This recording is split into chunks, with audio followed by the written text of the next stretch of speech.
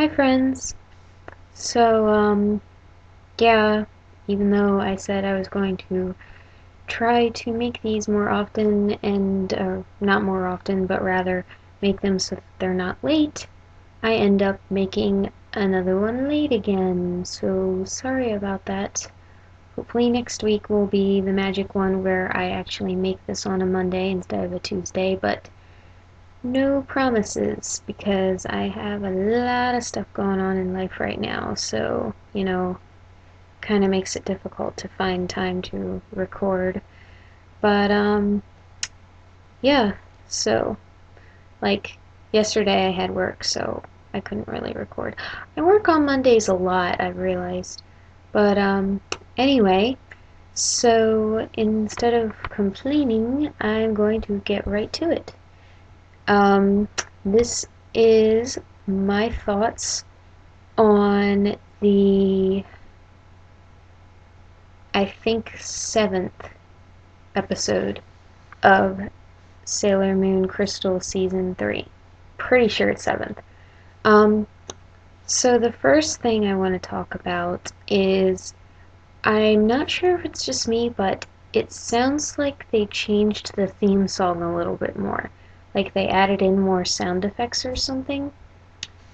I'm not sure if it's just me that thought that though, but it kind of sounds like they did. And I'm wondering why they keep changing the theme song like every so often now.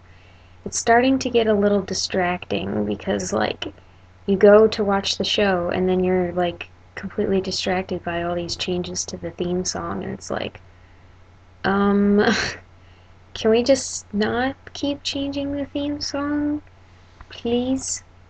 I don't know, it's really weird. So the first thing that I thought that was kind of funny um, was when Sailor Moon transforms into Princess Serenity, and then Sailor Uranus is there like, "Oh, I'm sorry, I didn't mean to confuse you." I'm like, is that a euphemism for like making her bi-curious or something? I just thought it was really funny how that was worded. Like, "Oh, I'm sorry, I didn't mean to confuse you." It's like, um, okay. And then like they explained that she has both male and female in her, so does that mean that she has both parts or neither part? I'm actually pretty curious about that, but I highly doubt that they'll ever go into that. Why is my hair flipping so much on this one side? It's really bothering me. I don't know why my hair does that. I didn't get a chance to straighten it today, so it looks like crap. But anyway, yeah. And then they also talked about how Professor Tomoe was into genetic engineering, which kind of makes sense because of something that gets brought up in the episode later, which I will talk about. And also with the whole making of the daimons and things like that. So yeah, genetic engineering, pretty cool. Definitely explains a lot. Um, and Chibiusa got some more awesome moments in this episode. I really like her in this season. I really like her a lot. Um, One of the things I liked was she didn't really object to everyone being suspicious of the Tomoe family because of Hotaru's dad. Um, they were like, "Oh yeah, Chibi, so you're probably gonna have to watch out when you're hanging out with her or something." And she didn't like try to argue or anything. She was just like, "Yeah, okay, I'll do what I have to carry out the mission. Uh, it's probably best, blah blah blah." You know, she's like a really good character this season, I swear. Every time she surprises me with more stuff, because later on in the episode, I might as well talk about it now because it's related to the genetic engineering thing as well. It's revealed that Hotaru has kind of bionic body parts, and because she was in a fire when she was young, and so her father made those body parts for her so that she would still be able to um, like move around and stuff. So Chibiusa accidentally kind of walks in on her in, I guess, her underwear or something. I don't know. Um, and she sees one of the bionic arms and she kind of like freaks out and runs away. But here's what I like. She realizes later that running away may have hurt Hotaru's feelings, and she's like, oh my gosh, what should I do? I probably really hurt her. And I was like, yes, you're such a good character this season, I swear, because like you are actually sympathizing with other characters and like realizing the consequences of your actions and stuff, and that's really good because I didn't feel that she did a lot of that in the second season. Whereas in this one, she's doing a lot of that, and I really like that. So, yeah, got to talk about that. There's also actual stock footage in this episode. They show some stock footage a couple times during that part where Cloudy Knight is looking in the fountain, and basically she sees like short, uh, I guess, clips of the outer Senshi and them doing their attacks and stuff. So, yeah, there's actual stock footage in this episode, if you could believe it. And, yeah. Oh, also, I forgot to mention this before when I was talking about Hotaru's backstory and her depressing condition and everything, and how she like goes all like totally existential there for a minute. Um, Before all that, she actually asks Chibiusa out technically. She's like, hey, you want to see a movie sometime? Or it doesn't have to be a movie, we can just hang out and play or something.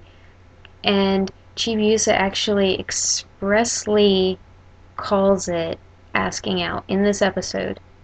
Her words.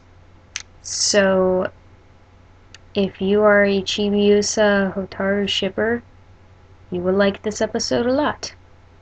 As I've said before, I kind of ship them, but I also kind of ship Chibiusa with Helios, so not sure how I feel, but I definitely like it and think it's cute for them to have a sort of pseudo relationship, even though Hotaru never showed up for their date because she was busy getting a bionic limb checkup by her dad or something.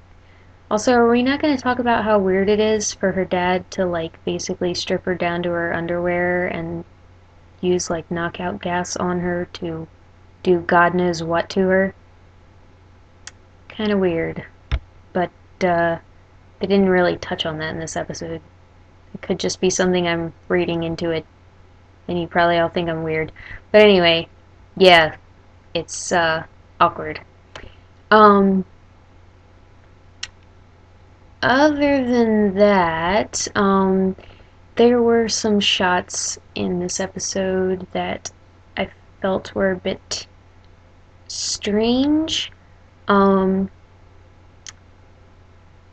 More noticeable than the previous episode, I think, because the previous episode I didn't really have any major complaints over, I think, and this one I don't really have major complaints. It's just like small things, like with how some of the shots looked kind of weird. You know how in okay, not as bad as season one, but sometimes in season two, they would show a character like from a distance and their face would look kind of weird. Yeah, it was kind of like that. Oh, excuse me, it's late. And I think like at the beginning of the episode when Chibiusa and Pluto are embracing, their limbs looked kind of skinny to me. I don't know. Maybe I'm just seeing something weird because I'm tired. I don't know. But yeah, I just thought that was something worth mentioning. Um, I also have a bit of a question.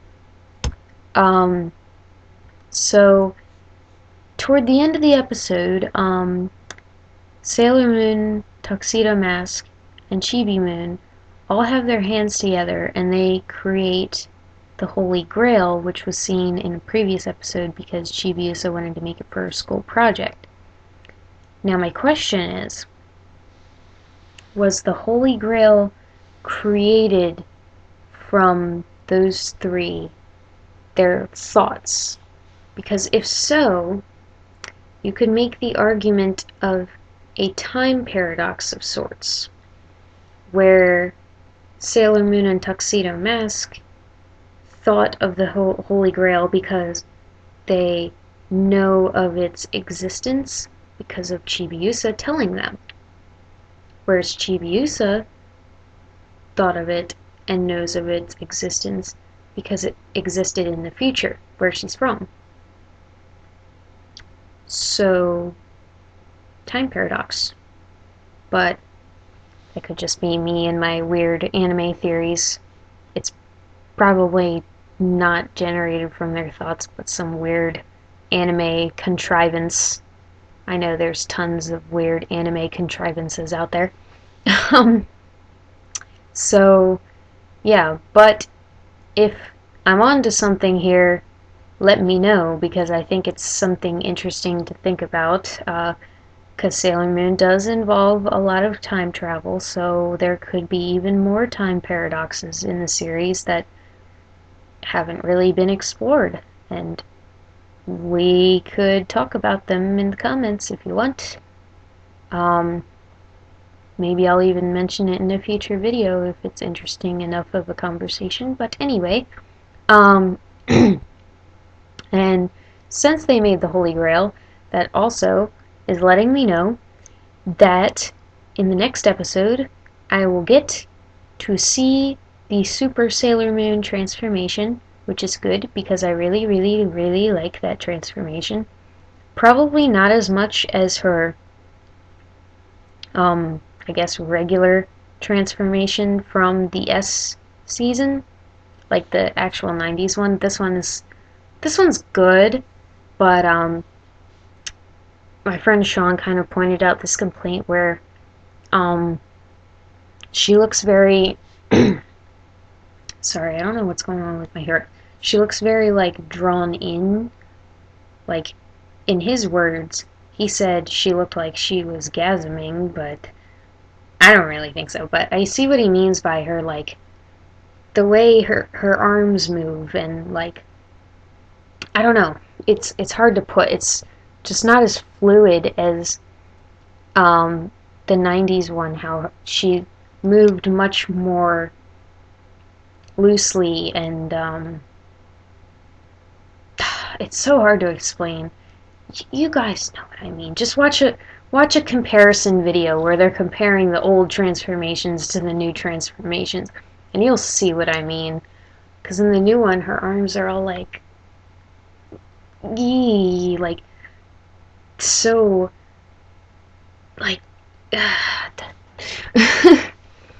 you know what I mean. Yeah, but hopefully the Super Sailor Moon transformation will be epic, and I will be happy. So, until then, that's enough of me nerding out about the differences between the old and new transformations. Nobody really cares about that except for me. So anyway, until next episode.